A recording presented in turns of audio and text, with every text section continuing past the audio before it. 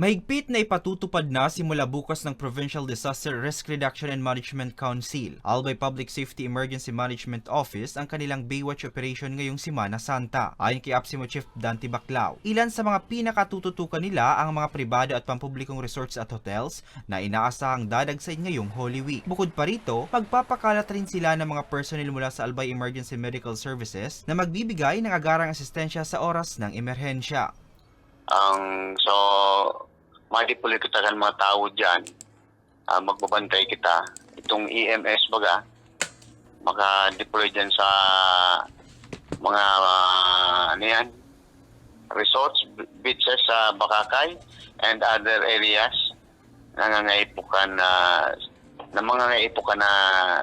serbisyo kan emergency medical services.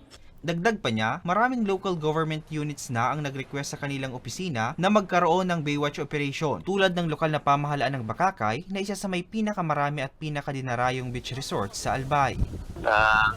Pirmi kitang mag-ingat, lalo na mamati tamang gararay so tag-init.